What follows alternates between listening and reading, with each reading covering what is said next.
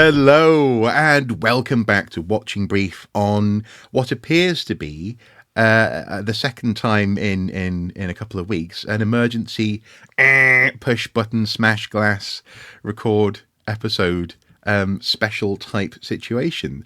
I'm joined as ever by my co-host, Mr. Andy Brockman, and between you and me, folks, he really wanted to talk about this today because we have a Parthenon marble story which has led to, well, it's becoming vanishingly difficult to have any sense of dignity as someone living on this island with regards to that topic. It's just astonishing what happened this week with the British PM and the Greek Prime Minister as well.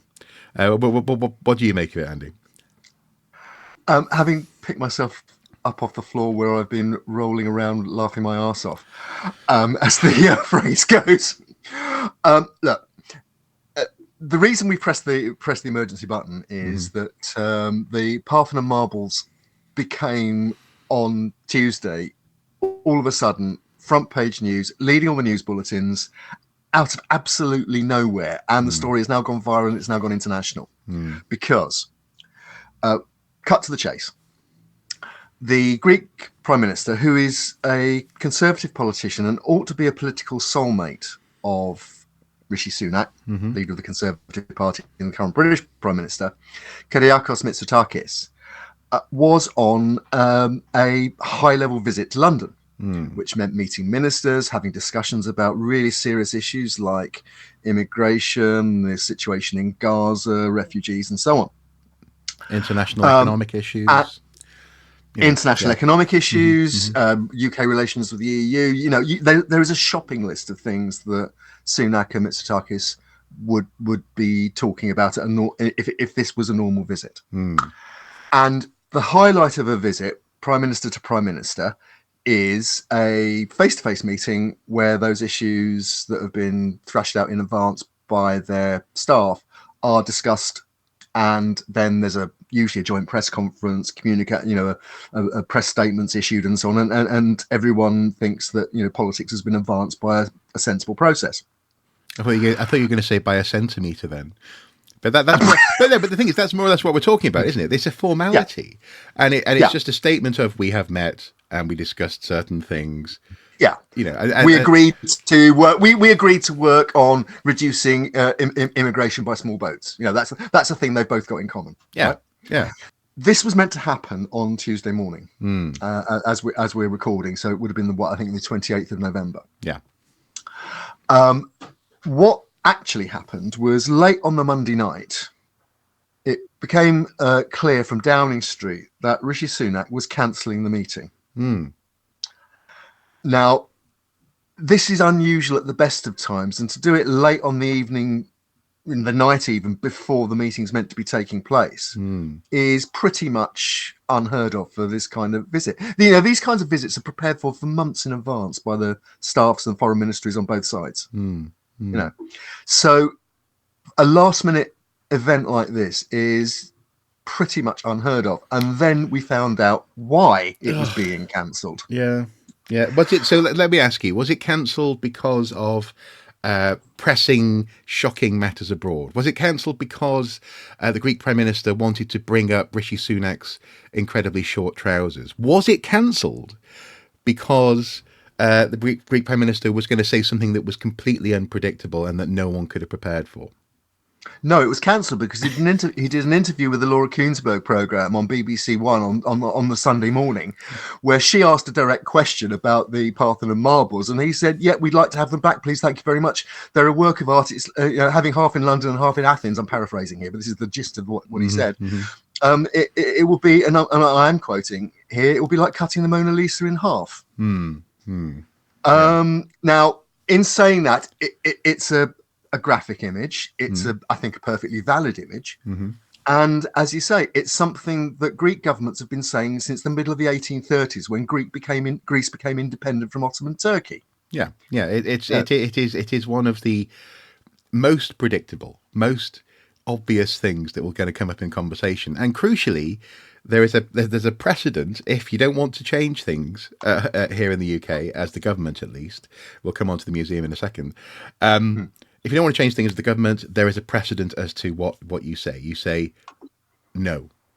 You say no, we're not going to change the law on the Parthenon marbles and their return. Or even if you want to be really inflammatory, you can call them the Elgin marbles, which I've noticed a few journalists have been using that term again this week, actually.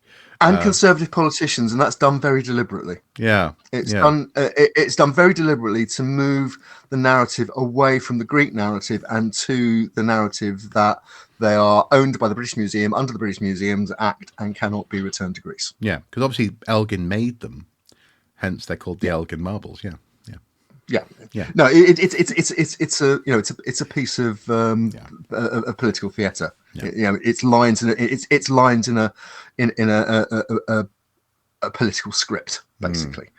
Now, when this story broke on the Tuesday morning, it went basically it was picked up by the morning news shows, including the Nick Ferrari phone in on LBC, leading Britain's conversation as the station bills itself as it's part of the global it's talk network radio. Of it's talk radio. Yeah. It's owned by Global, very large company, has an increasingly big reach both on radio, digital, and platforms like YouTube. And Nick Ferrari's is the regular morning phone in. He's broadly speaking a sort of right of centre tabloid journalist by background, very capable. And you might normally expect to side more or less with the government.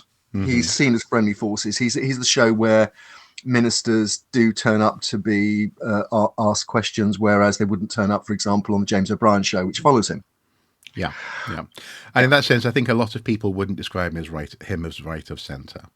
I think they'd describe him as further right than that. But well, I'm trying to be even-handed here, and basically as the discussion of the issue of the marbles and the cancellation of the meeting went on, Mr. Ferrari said after one particular caller put the Greek point of view and that there was a big question over how the marbles had ended up in London, and that there was now a strong case that they go to the new, apparently, very fine Parthenon Museum in Athens, where they could rejoin the parts of the Parthenon friezes that remained in Greece. And as Mr. Mitsotakis argued, the whole thing could be seen like like the Mona Lisa, as it was intended to be, or at least the surviving, how it survived, but as it was intended to be as an entity, by the people who created it. Mr. Ferrari, who, as I said, would normally be expected to be at least sympathetic towards the government, said at one point, "I'm coming round to the Greek way of seeing this," or words to that effect. Now, if that's happening, the Greek school of thought, and if that is happening, you think Mr. Sunak, at this point, Mr. Sunak's press people in Downing Street are probably burying their face in their hands. Because it has now taken over the entire news agenda, and normally broadly sympathetic forces, are not seeing the government's line. No, and I think what this boils down to is broadly speaking, the British public either don't see it as an issue, that is to say they don't know this is a problem, or if they do know it's a problem, they broadly speaking think that the marbles should probably be returned back to Greece in some form, some fashion. And in that sense, the journalism is following that because presumably people like Ferrari want it's not a big enough issue for him to die on the Conservative hill for, in that sense, is it?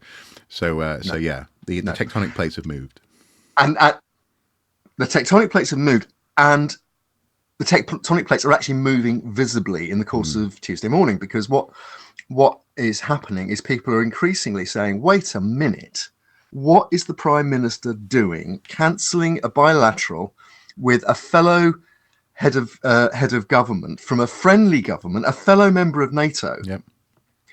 And why has this been done? Why has this been done?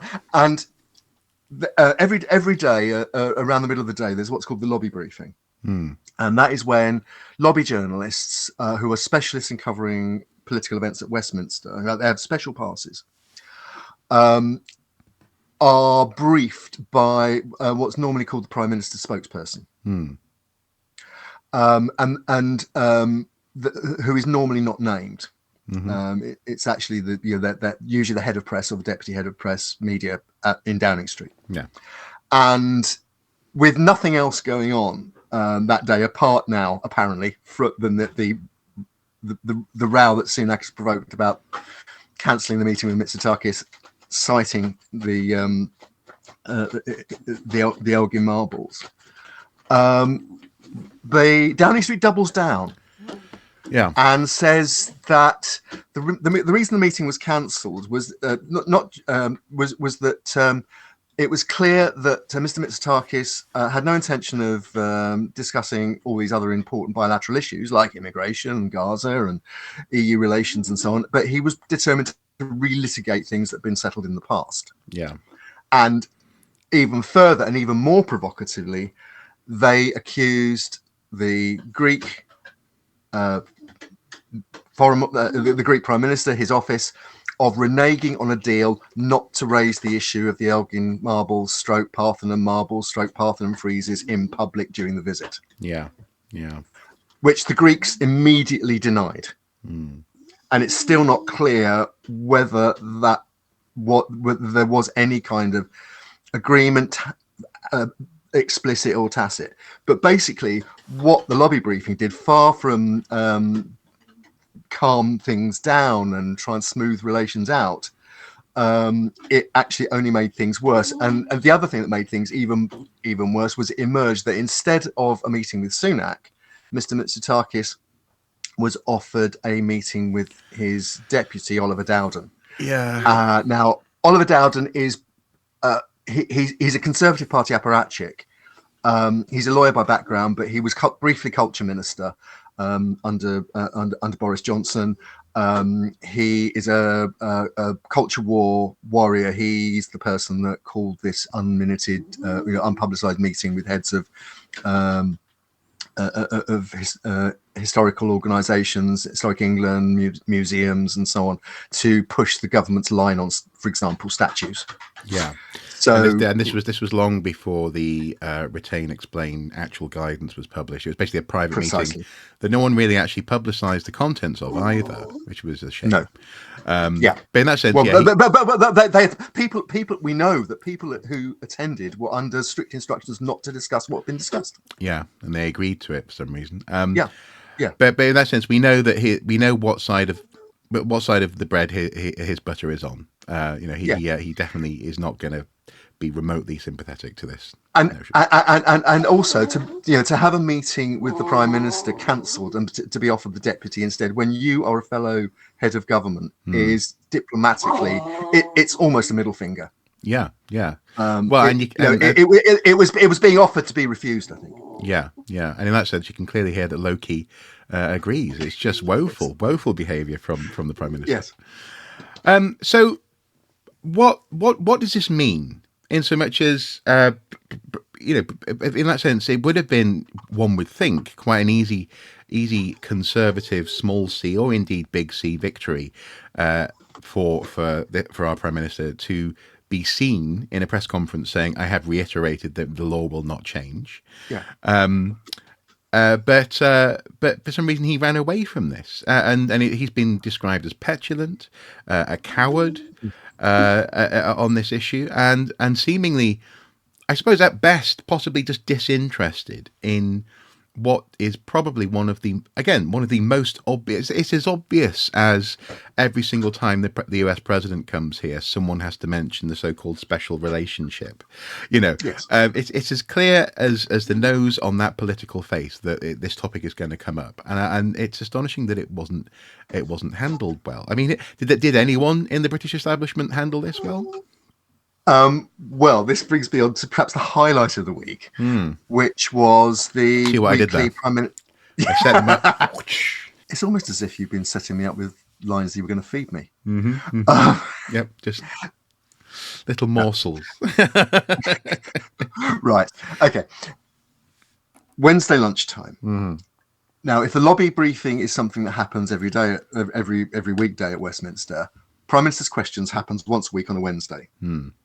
Happens at midday, and it's half an hour, nominally half an hour, when any MP who gets called by the Speaker can ask the Prime Minister a question on any subject.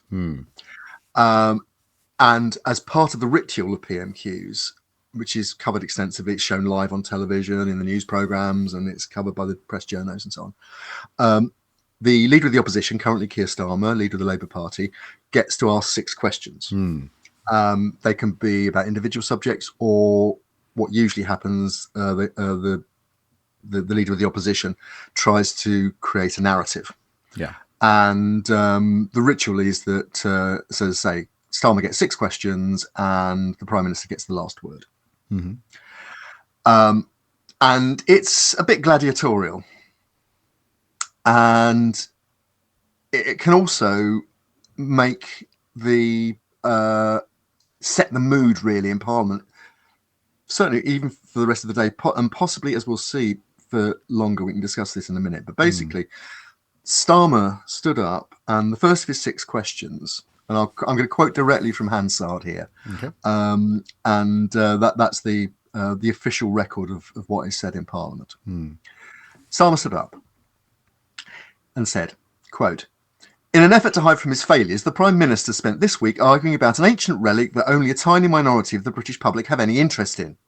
But that's enough about the Tory party." Oh, it's a gone.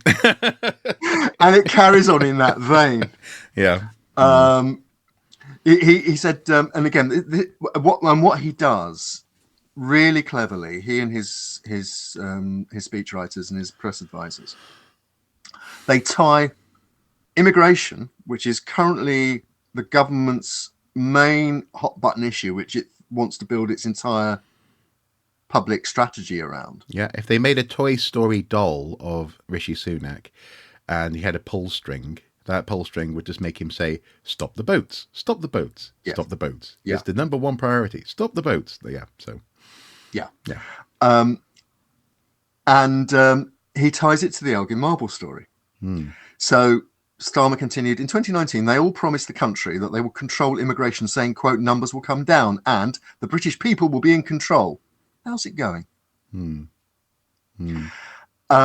Sunak answered on migration. He didn't mention the Parthenon marbles in his first answer. So he listed what he said was the government's achievements in reducing immigration to the UK, legal and illegal. To which Keir Starmer responded, "Never mind the British Museum, it's the Prime Minister who's obviously lost his marbles." Obvious joke, but by this time the government benches are looking really uncomfortable, and particularly the front bench, where the ministers sit alongside Sunak. And it got worse. Well, can I just ask it at this juncture, why would they be looking uncomfortable? Is it because this notion of what is statesmanship and what is actually the responsibility of the head of state is being laid bare as having been completely avoided here? Is that it, or is it the issue of the marbles, or is it the issue of migration? Is it all of these things at once, do you think? It is all of the things at once, but it's particularly pertinent because Sunak is increasingly seen, I think, as a weak Prime Minister, not in full control of his cabinet, not in full control, certainly not in full control of his parliamentary party. And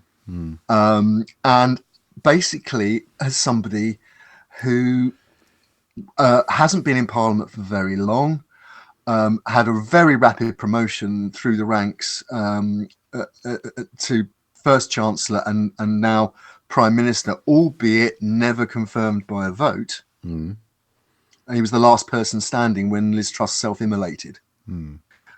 or at least Truss's administration self-immolated over the budget of autumn, well, the first budget of autumn 2022.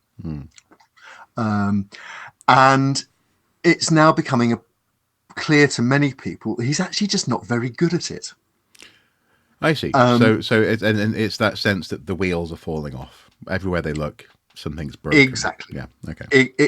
Exactly. And Starmer again really punched that bruise, because after he made the joke about losing his marbles, he continued. The Greek Prime Minister came to London to meet him, a fellow NATO member, an economic ally, and one of our most important partners in tackling illegal immigration. Instead of using that meeting to discuss those serious issues, the Prime Minister tried to humiliate him and cancelled at the last minute. Why such small politics, Prime Minister? Then Sunak tried to restate his case. He said, of course, we're always happy to discuss important topics of substance with our allies, like tackling illegal migration or strengthening our security. But this is where he doubles down. And again, people argue he made another really bad mistake, because what he said, it gave the story legs, and it really angered the Greeks. Because he said, but when it was clear that the purpose of the meeting was not to discuss substantive issues for the future, but to grandstand and relitigate the issues of the past, it was not appropriate. Furthermore, specific commitments and assurances on that topic were made to this country and then broken. It may seem alien to the right honourable and learned gentleman, but in my view, when people make commitments, they should keep them. Yeah. That's pretty explicit. Yeah. That's pretty explicit. That's sticking your neck out quite a long way. And I think it has to be said, nobody's produced any evidence of those undertakings. No. And for a British Prime Minister to suggest that he could meet the Prime Minister of Greece of any political background, and that the Greek Prime Minister not mention the Parthenon marbles as part of their bilateral, really hasn't done politics 101. No. Now, this is something which more broadly he's been criticised on across his public life, isn't it? In so much as it appears that Rishi Sunak is not accustomed to people saying no. He's also not accustomed, as I think was it a Sky journalist asked him and pointed out, that he's not accustomed to losing. He's always, as you say, he's had such a rapid rise through the ranks that he's accustomed to things going his way. And yes, despite that, he also portrays himself as a very cool sort of, tech bro, worshipping at the feet of Elon Musk fanboy, who talks about the need. He wishes people were more open to failing. In, for example, in that sort of American strategy of having no fear of bankruptcy for your company, because your next company may well win. He says that, ironically, in this instance, because he seems to have a total fear of failure, but also he says that during a cost of living crisis, when he is one of the wealthiest people in the country, he's wealthier than, for example, the monarch is. He just appears to have no legs to stand on, and presumably. I mean, presumably the Greeks see that. But did we have any response at all from the Greek delegation or the Prime Minister himself? Well, there's been perhaps we'll come to the Greek response in a minute, because I just want to just finish off on Starmer, because keeping up with the theme, and it's a very well constructed group. I do urge people to read the exchange in Hansard, because you can see how well constructed Starmer's questions were, and how the Prime Minister just basically bounce from stock phrase to stock phrase to attacking Starmer for even at one point he attacked Starmer for saying that he was asked to choose his favourite song, and he came up with "Ode to Joy," literally the anthem of the European Union. Now, "Ode to Joy" may be the anthem of the European Union, but it is also possibly one of the most glorious pieces of music ever written, and I loved it before it began. Before I knew it was the anthem of the European Union. Yeah. So it's just this, and again, people argue that shows a kind of pettiness. But actually, I think "Ode to Joy" turns up in Die Hard 3. Does that mean he's also a fan of Die Hard 3? Well, it actually turns up in Die Hard 1 in particular. Does it? If you Okay. remember Hans Gruber, the Yes, leader when of it the villains, opens, when is the safe yes, opens, yes. when they open the vaults, Yeah. and get the money.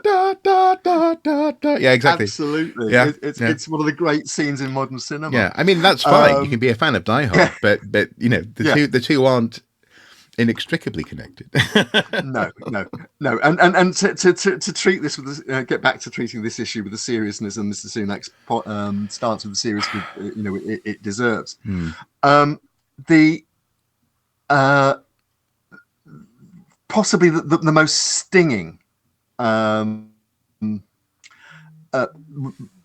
comment that Starmer made, and again, this was, you could visibly see when the camera was on, you could visibly see the rictus fixed expressions on the Conservative front bench, because Starmer made the statesman-like response. He said, and I quote, "I discussed the economy, security and immigration with the Greek Prime Minister. I also told him we'd not changed the law regarding the marbles. It's not that difficult." That's basically saying... He even lent across, didn't he? He said it's not that difficult. You know, it was kind of like a... Absolutely. Yeah. And again, this must have been playing on Sunak's mind, because a picture was released of Mr. Starmer meeting Mr. Mitsotakis, looking like heads of state, heads of government meeting each other at an international conference. Yeah. And that plays to the suggestion, to an expectation. I mean, at the end of the week, after all this has gone on, the Conservative Party is down another 2 points in the opinion polls at least. And so if this was meant to play to Mr. Sunak's base, to use that American term, the core voters who are interested in culture war issues and so on, it ain't worked, or at least it hasn't visibly worked yet. No. Well, the thing is, if you don't want to be outshone by the leader of your opposition in government, then take the bloody meeting. Like, meet with the guy, do your job, he says, short of swearing, because we're about to use a swear word, I think, aren't we? We are, yes. One of YouTube's allotted swear words. So what happened then from the Greek perspective then, if not the delegation? Yeah. Okay. The Greeks appear not to have issued any particular running commentary in the same way as was happening on the UK side. Do you know why? Because they don't have to. They don't have to. No. Our Prime Minister has stepped in such a massive pile of dog poo. Like, he's just scraping it around now, and they just have to sit there and be quiet. But anyway, go on. Yeah. Okay. At this point, Sunak's being criticised by, for example, Conservative MP Alicia Kearns, who's the chair of the Foreign Affairs Committee, the committee of MPs that looks at foreign affairs. She said, "I struggle to understand why the decision was made. It does feel difficult to believe this was on the basis of the Elgin marbles, that the meeting was cancelled with a NATO ally with whom we have an important relationship." William Hague, former Foreign Secretary, former leader of the Conservative Party, generally reckoned to be a friend and even mentor of Sunak, said it's not a great advert for diplomacy all round, actually. No. I think it was the Tuesday morning, new Foreign Secretary David Cameron, again, generally recognised he was on the Remain side in the Brexit referendum, an internationalist. He'll take money from anyone, and not now, obviously, now that he's Foreign Secretary. Oh, of course. But an ex-politician has to earn a living, so getting vast amounts of money from China is perfectly reasonable.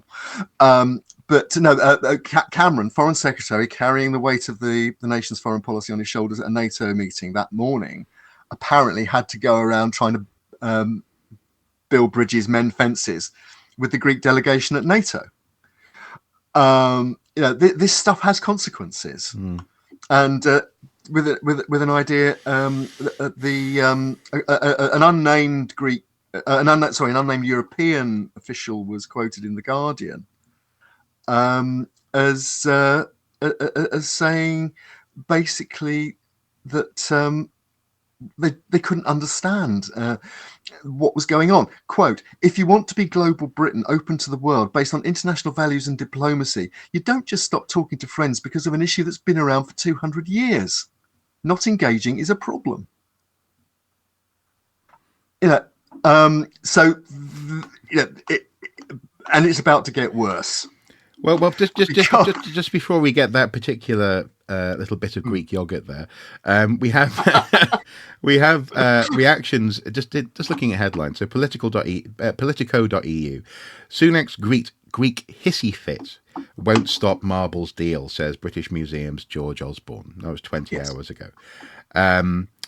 BBC, how the Elgin marbles scream injustice for most Greeks. It's brought it right up to the front page in the BBC, and notice they're calling it the Elgin marbles, but probably for reasons. Elgin marbles latest, what you need to know, that was 3 days ago in Time magazine. Euronews, why Britain should want to return the Parthenon marbles. And actually, on that note, what I should say as well is it's worthwhile being aware, for people who don't know this, that Greece, as a member of the European Union, has a veto on anything that goes through the European Parliament, just like we did before we left. In fact, we had a stronger veto than they did. But now, let's say, I don't know, in 18 months' time, potentially our government is looking to, or a different government is looking to renegotiate border controls and stuff about taxation, and maybe even get closer to the European Union economy. Greece can say no. They can just, and you snub one of those countries, and you run the risk of snubbing them all. It's such bad politics, such bad, as you say, global Britain. It's a hissy fit. It's really sad. But go on, come on, lay it on me. Go on, give me the Greek yogurt with a bit of honey. Yeah. This is the highlight of the week, certainly as far as Downing Street comms goes. Mm-hmm. Because when they saw this, if they were burying their faces in their hands before, they'd have been reaching for the whiskey and the revolver, I think, by this point, because of the way this thing's gone viral on social media.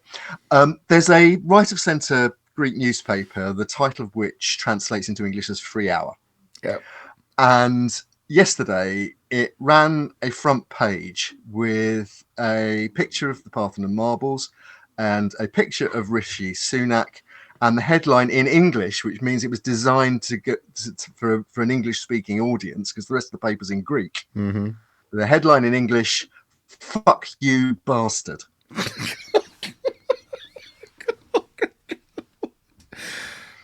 And then, sorry. And then it added, and then it explained the headline by saying, and I'm quoting here in the English translation: "This is the only way to answer the insult by the mouse-faced Prime Minister of England and mouthpiece of Goldman Sachs to the greatness of ancient Greek culture." I mean, it's not often that happens, that you have a head of state being told to fuck off. Like,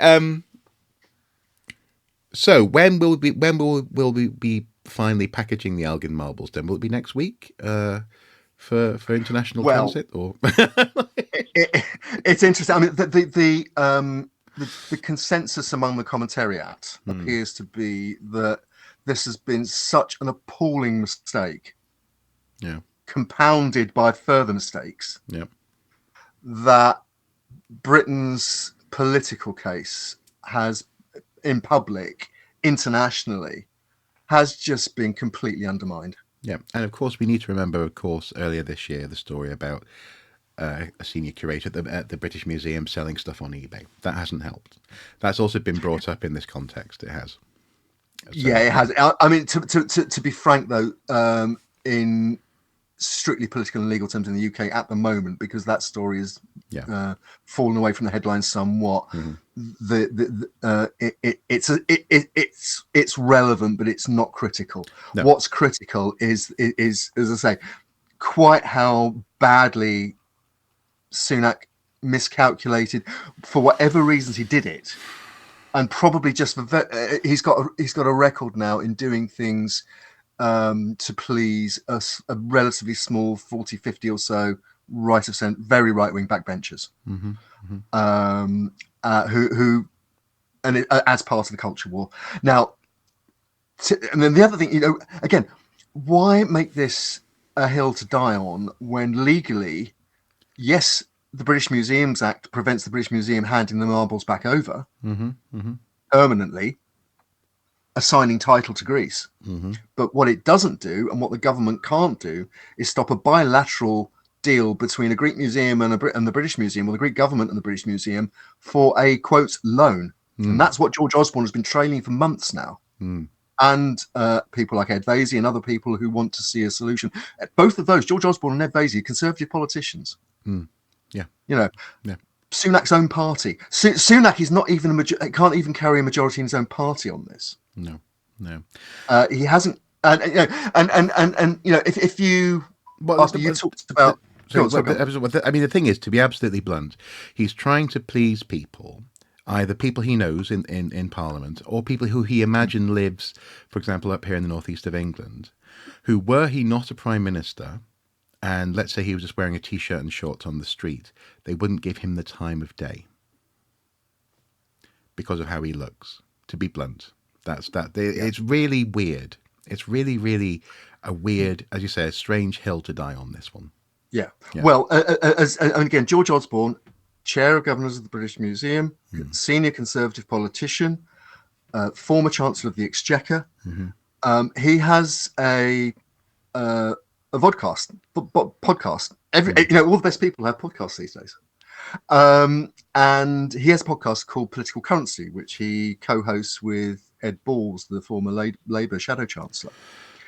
And they discuss this on this week's edition. And again, we'll supply the link below. But the important quote is Osborne said, trying to analyse what Sunak had done. Is it just petulance, he asked? Is it having a bit of a hissy fit?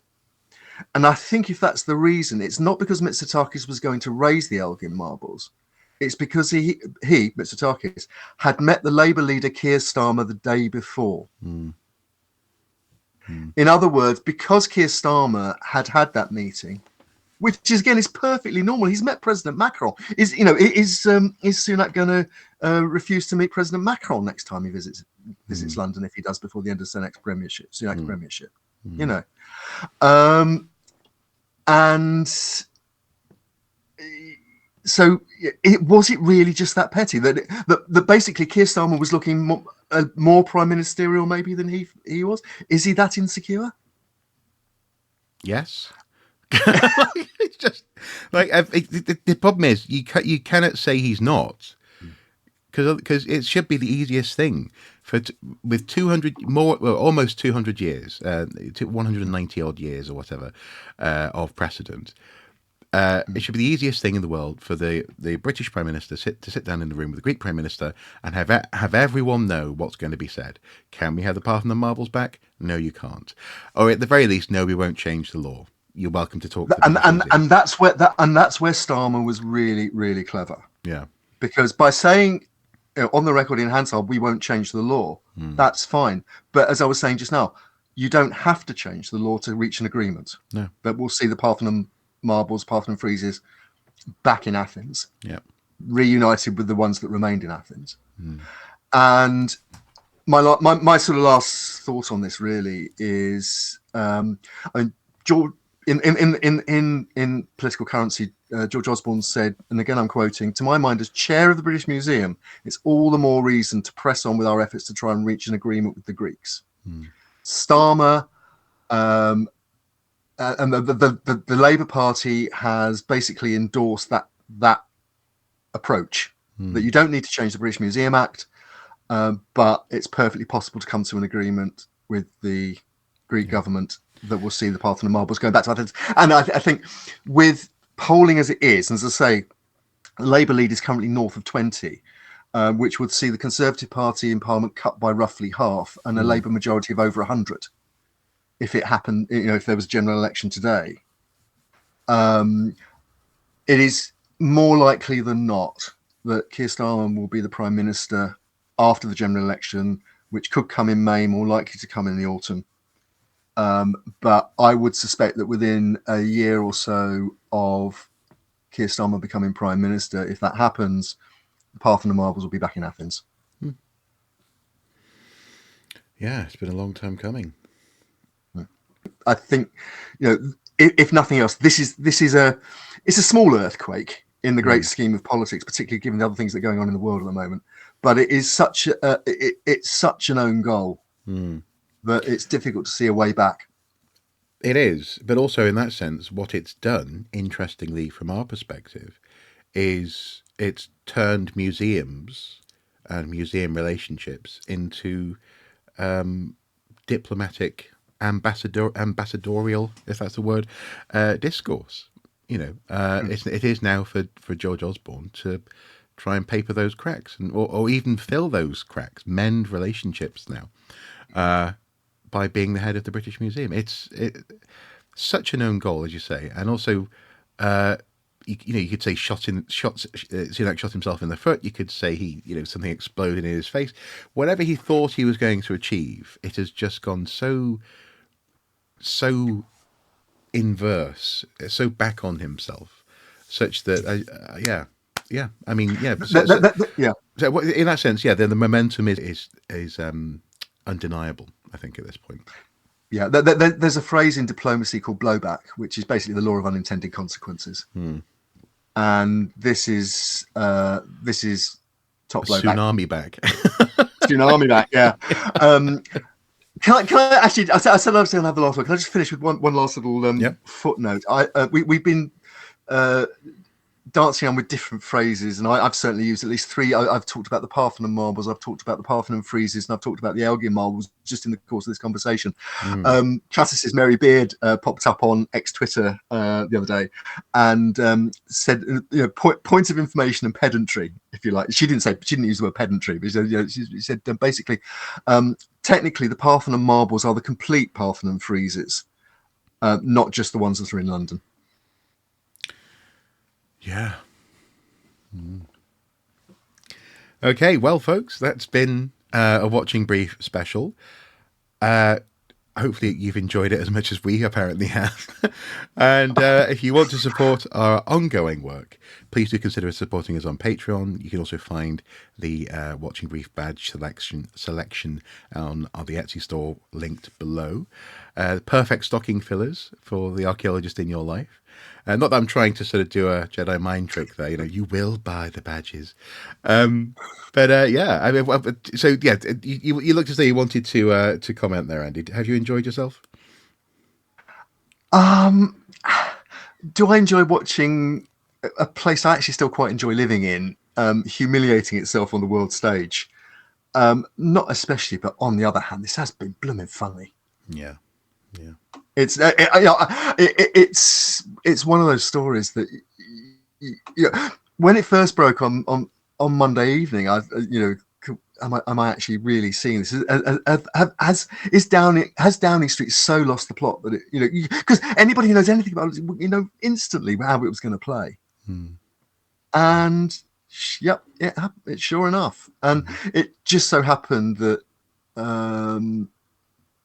Keir Starmer rose to the occasion on Wednesday at PMQs. A lot of the commentators have been saying that this is almost like doing the after show chat now, isn't it? But perhaps it should be the after show chat. But people were saying it's his best PMQs ever, and more to the point, this may be one of those parliamentary moments, one of those political moments that actually moves the dial, and it's not moving the dial in Sunak's favour. No. Well, until next time, guys, do take care. Bye-bye. There's a stop press moment, and then we have to add something onto this already quite hilarious little dollop of Greek yogurt. So what's happened now? Well, if I just quote from a Sky News report that is time-stamped Friday the 1st of December 2023 at 15:33 hours UK time.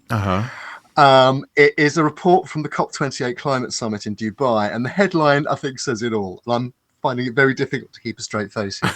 Okay. king wears Greek tie following Elgin Marbles row between Athens and Downing Street. And that is over a photograph of the King Charles III and Rishi Sunak sort of facing off against each other like two boxers at a weigh-in. And Oh my goodness. And the king is wearing a blue and white striped tie, which if you look carefully, you have blue and white waves. And in between the peaks of the waves are the white cross and blue quarters of the Greek flag. Oh my goodness. Wow. That's quite explicit. I mean, we know that his mother, the late Queen, used to seemingly use jewelry and the colours of her clothes to communicate her opinion on things relatively quietly. But that's unavoidable. That's Yes. Is that doubling down on the Greek newspaper headline? Do you think? Well, I think Royal ascent to the I'm sure the fucking king. I'm sure the king will put it far more politely than that. I mean, I think he saves his real anger for pens that don't work properly. But no, I mean, it's if the week started badly for Mr. Sunak, I think it's finishing on an even lower level. It's probably one of the well, put it this way. Obviously, famously, the male line of the current royal family through his father were the Greek royal family until the Greek monarchy was thrown out in a military coup. Yeah. So he's the king has skin in the game, shall we say? Yeah. But quite and could. And also remembering he trained at Cambridge as an archaeologist and anthropologist. Yes, which makes him a natural ally. No, but I know what you mean. Yeah, he takes an interest in these things, and his dad was a member of the Greek royal family. Yeah, interesting. And I think the other thing, and I think the other thing about this as well, it's known that last year's COP, the most recent COP in Egypt, he wasn't allowed to go, and it's known that his ecological concerns probably aren't matched by Mr. Sunak. No. So there was already a little bit of grit in the gears, shall we say? I bet those weekly meetings are fascinating. Anyway, guys, and we'll never know what's said. No, exactly. Although here, I think you don't need subtitles for this. No, you don't. There you go, guys. That's a quick stop press. I'm going to get back to editing so you can actually watch this. Until next time, take care. Bye-bye. Bye-bye. Who knows what's going to be next time? Who knows?